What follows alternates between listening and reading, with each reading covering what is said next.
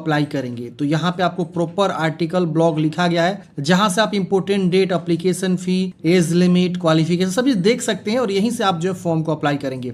तो मैं यहाँ पे सर्च करूंगा डियर सेल्विंग फॉरएवर, ये वाला आर्टिकल मिलेगा, हम इसको ओपन करेंगे। अब यहाँ पे आपको तमाम वैकेंसीज देखने को मिल जाती है, आपको एडमिशन सेक्शन भी देखने को मिलता है। एडमिशन यहाँ देखिए AISSEE 2026 नोटिफिकेशन सैनिक स्कूल क्लास 6 एंड 9 एडमिशन, इस पे क्लिक करेंगे। यहाँ पे आपको सारी जानकारी जो है इसके रिगार्डिंग मिल जाती है, जिसमें आपको बताया गया कि लास्ट डेट जो है आपका 30 अक्टूबर है, 10 अक्टूबर से फॉर्म स्टार्ट है। और इसमें आपको जो है ना डेट भी दिखाया गया कि कब आपका एग्जाम होगा, एडमिट कार्ड कब आएगा, एप्लीकेशन फी क्या है वो भी दिखाया गया है। इसके अलावा क्लास 6 के लिए आपका एज लिमिट क्या रखा गया है और कब से कब तक का एज होना चाहिए, क्लास 9th के लिए आपका क्या एज और ये सब होना चाहिए, वो सब आपको यहाँ पे लिखा गया है। आप यहाँ पे अच्छे से देख लेंगे और यहाँ पे क्वालिफिकेशन भी यहाँ पे बताया गया है। और नीचे आएंगे तो आपको यहाँ पे जो है अप्लाई का लिंक मिलेगा, ये देखिए आपको सीधे जो है अप्लाई का लिंक मिलता है, इस पे क्लिक करेंगे तो आपका अप्लाई वाला पेज इस प्रकार से ओपन हो जाएगा। आप नोटिफिकेशन भी यहीं से डाउनलोड कर सकते हैं, यहाँ देखिए ऑफिशियल नोटिफिकेशन पे क्लिक करेंगे, आपका ये नोटिफिकेशन डाउनलोड हो जाएगा। 88 पेज का नोटिफिकेशन, यहाँ पे आप सारी जानकारी को एक बार अच्छे से पढ़ लेंगे। चलिए अप्लाई वाले पेज पे आते ही आपको सबसे पहले क्या करना है, न्यू रजिस्ट्रेशन पे क्लिक करना है। जिससे आप न्यू रजिस्ट्रेशन पे क्लिक करेंगे आपका रजिस्ट्रेशन वाला पेज जो है ओपन हो जाता है। यहाँ पे भी आपको आवेदन शुल्क देखने को मिल जाता है, SC ST के लिए, OBC के लिए कितना रुपए है, यहाँ से भी नोटिफिकेशन को डाउनलोड कर सकते हैं। सारी जानकारी यहाँ पे भी आप पढ़ सकते हैं। डॉक्यूमेंट्स क्या क्या लेंगे वो भी आपको बता दिया गया है, आप इसको रीड करेंगे, टिक करके यहाँ पे प्रोसेस करेंगे। अगला स्टेप आपका जो है फॉर्म खुल जाएगा। अब यहाँ पे अपना नाम लिखेंगे, फिर यहाँ पे गार्जियन का नेम, फादर नेम आप यहाँ लिख सकते हैं, यहाँ पे मदर्स नेम, फिर यहाँ पे आपको जो है जन्म तिथि चूज कर लेना है और उसके बाद यहाँ पे जेंडर बताना है। फिर यहाँ पे आपको बताना है अपना नाम को दोबारा से, फिर दोबारा से फादर नेम कंफर्म करेंगे, फिर यहाँ पे दोबारा से अपने जो है माता का नाम कंफर्म करेंगे, फिर दोबारा से डेट ऑफ बर्थ को लिखना, फिर दोबारा से जेंडर को बताना है। ये दो बार हर चीज को भरवाया जा रहा है ताकि आपसे कोई गलती ना हो। और जो भी आप जानकारी लिखेंगे सर्टिफिकेट के अकॉर्डिंग लिखेंगे, जो आपका डॉक्यूमेंट्स है उसके अकॉर्डिंग लिखेंगे। इसके बाद यहाँ पे आपको प्रेजेंट एड्रेस बताना है, जो भी आपका प्रीमिसेस परिसर संख्या है, अगर है तो आप लिखेंगे, नहीं है तो आप यहाँ NA कर सकते हैं। यहाँ पे विलेज भी लिख सकते हैं, विलेज मान लीजिए कोई लड़का जो है गांव से बिलोंग करता है, उसका विलेज रामपुर है सपोज, तो हम विलेज रामपुर लिख देंगे। पोस्ट जो भी है यहाँ पे पोस्ट लिख सकते हैं, थाना यहाँ पे लिख सकते हैं, फिर यहाँ पे इंडिया चूज करेंगे, यहाँ राज्य आएगा राज्य चूज करेंगे, डिस्ट्रिक्ट चूज करेंगे, पिन कोड यहाँ पे आपको लिखना है। तो ये आपको प्रॉपर प्रेजेंट एड्रेस को लिखना है। फिर यहाँ पे आपको जो है ना इलेक्ट्रॉनिक्स एड्रेस लिखना है, जिसमें आपका ईमेल, मोबाइल ये सब आ जाता है। तो ईमेल आईडी दोनों बॉक्स में लिखेंगे, सेम मोबाइल नंबर यहाँ दोनों बॉक्स में लिखेंगे। फिर यहाँ पे आपको जो परमानेंट एड्रेस को भी लिखना है। तो परमानेंट एड्रेस में आपको यहाँ पे बताना है कि सेम एज एबव वाला है तो उसको सेम कॉपी हो जाएगा, अलग है तो अलग अलग लिख सकते हैं। यहाँ एक पासवर्ड बनाएंगे, पासवर्ड जो है 8 से 13 कैरेक्टर के बीच लॉन्ग होना चाहिए। Upper case, lower case, numeric, special character use करते हुए आपको पासवर्ड को यहाँ पे बनाना है। फिर यहाँ पे एक सिक्योरिटी क्वेश्चन का चुनाव करना है, कोई सा भी क्वेश्चन आप चूज कर सकते हो, उसका आंसर कुछ भी आप दे सकते हैं। फिर इस कैप्चा कोड को भर के सबमिट करेंगे। अब अगले स्टेप में फ्रेंड्स यहाँ पे आपका जो भी जानकारी है वो यहाँ शो करता है। आप एक बार अच्छे से जानकारी को वेरीफाई करें कि सारा जानकारी सही है,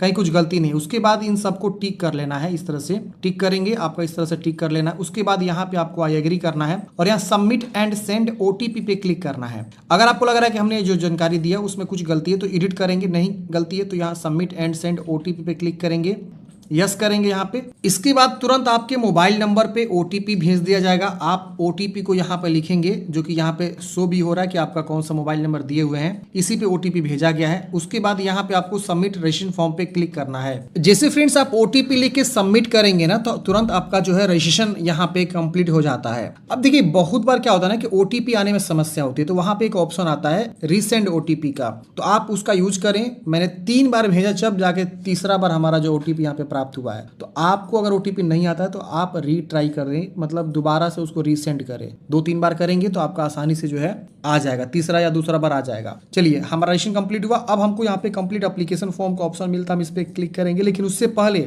वेरीफाई ईमेल आईडी का भी ऑप्शन आ रहा है, तो हम इसको भी क्लिक करेंगे और पहले हम ईमेल को भी वेरीफाई कर लेंगे। तो यहाँ पे जो कैप्चा कोड दिख रहा है उसको हम यहाँ पे लिखेंगे और सेंड OTP पे क्लिक करेंगे, तो ईमेल पे भी OTP जाएगा, उसको भी हम क्या करेंगे यहाँ पे वेरीफाई कर लेंगे। तो चलिए फ्रेंड्स हमने ईमेल आईडी को वेरीफाई कर लिया। अब यहाँ पे कंप्लीट एप्लीकेशन फॉर्म पे क्लिक करेंगे, तो यहाँ पे अब हमको जो इस तरह से 8 स्टेप में फॉर्म को सबमिट करना है। तो ये सारे स्टेप्स को बारी बारी कंप्लीट करेंगे। चलिए यहाँ पे पर्सनल डिटेल्स पे हम क्या करेंगे, पहले क्लिक करेंगे तो ये पर्सनल डिटेल्स खुलेगा, फिर आइडेंटिफिकेशन डिटेल्स, फिर exam centre, qualification, additional, upload, final submit का ऑप्शन मिलेगा। तो हम यहाँ पे क्लिक करते हैं पर्सनल डिटेल्स पे। अब यहाँ पे आपका इस प्रकार से जो है पर्सनल जानकारी खुल के आ जाएगा। यहाँ पे आपको पहले नेशनलिटी पूछेगा, फिर यहाँ पे आप किस राज्य के निवासी हैं वो राज्य आपको बताना है, किस जो है श्रेणी के निवासी है, मतलब आपका जो भी जाति है। जैसे आप देखेंगे तो यहाँ पे एक डिफेंस पर्सनल है, एक्स सर्विसमैन है। तो अगर आपके माता पिता जो है एक्स सर्विसमैन है या डिफेंस में काम कर रहे हैं तो उसमें से आपको यहाँ से चुनाव कर लेना ये वाला। Ward of coast guard and Assam rifle personnel should not select the defence, मतलब अगर आपके पिताजी या माता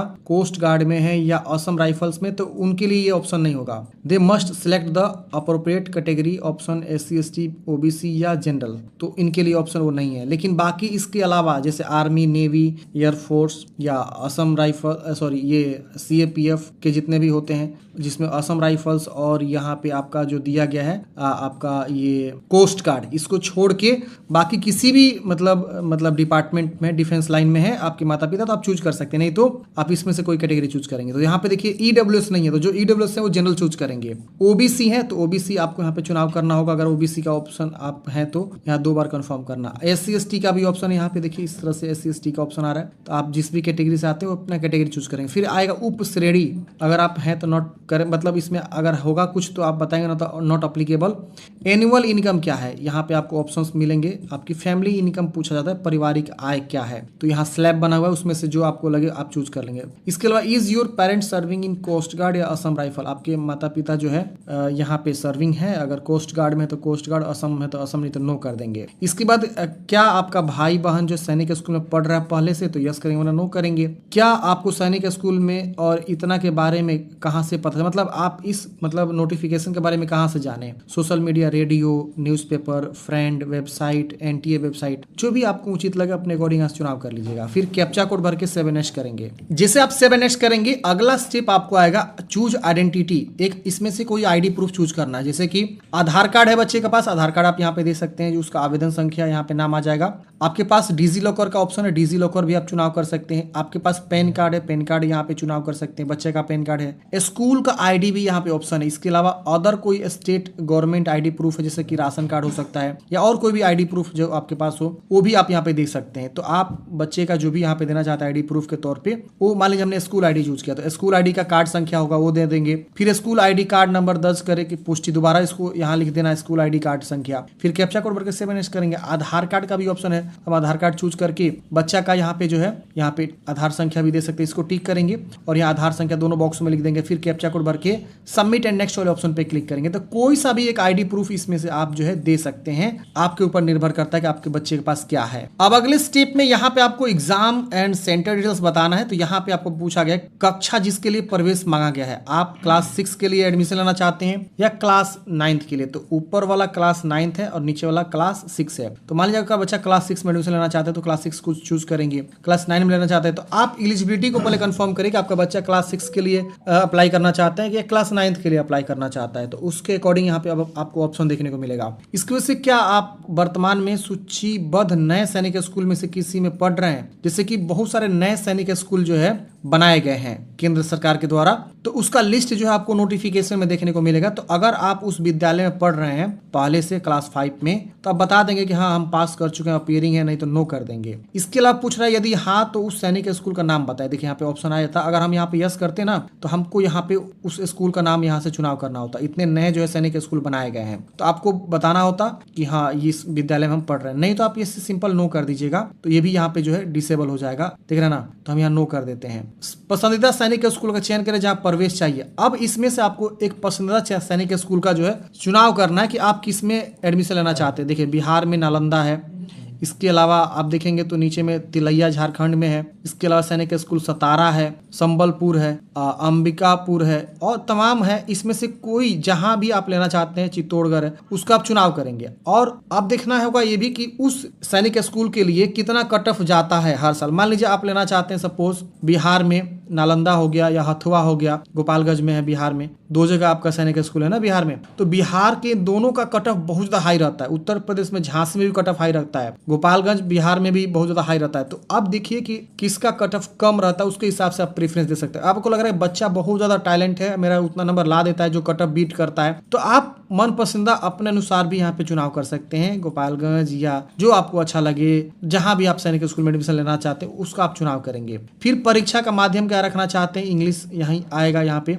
फिर यहाँ पे आपको एग्जाम सेंटर का चॉइस करना है। एग्जाम सेंटर कहीं भी ले सकते हैं। आप देखेंगे तो बिहार में आपको एग्जाम सेंटर तमाम जगह मिल जाएंगे, देख रहे ना, कई वेरियस सिटी में आपको एग्जाम सेंटर, तो 3-4 चॉइस कर लेना, 4 चॉइस है एग्जाम सेंटर का। फिर यहाँ पे फादर क्या करते हैं, ऑक्यूपेशन क्या है पिताजी का, एग्रीकल्चर, बिजनेस, मेडिकल या लॉ, प्राइवेट सर्विस या आर्किटेक्चर, फार्मेसी, सेल्फ एम्प्लॉय है, जैसे छोटा मोटा कोई दुकान किए हुए हैं तो सेल्फ एम्प्लॉय में आ जाएगा। तो तमाम ऑप्शन है। टीचर है तो टीचिंग वाला आ जाएगा, पब्लिक सेक्टर सर्विस है, तमाम ऑप्शन। एग्रीकल्चर, खेती बाड़ी करते हैं, एग्रीकल्चर चूज कर सकते हैं। फिर यहाँ पे जो आपके पिताजी हो कहाँ तक पढ़े लिखे हैं, मैट्रिक है, ग्रेजुएशन है, इलिटरेट मतलब नहीं पढ़े लिखे हैं, इसको से डॉक्टरेट है, पोस्ट ग्रेजुएट है, तो आप अपने अकॉर्डिंग बताएंगे। फिर उसी तरह से मदर्स का ऑक्यूपेशन बताना है, मदर्स क्या करती है, सेल्फ एम्प्लॉय है या हाउस वाइफ का भी ऑप्शन है नीचे में सबसे अदर में, तो अपने अकॉर्डिंग बता देंगे। फिर माता जी कहाँ तक पढ़ी है वो आपको बताना है। इसके बाद यहाँ पे कैप्चा कोड भरना है और 7S करना है। अब अगले स्टेप में फ्रेंड्स यहाँ पे आप देखेंगे तो आपका क्वालिफिकेशन पूछेगा। तो जैसे मान लीजिए बच्चा अगर 9वीं में फॉर्म भर रहा है 9वीं के लिए,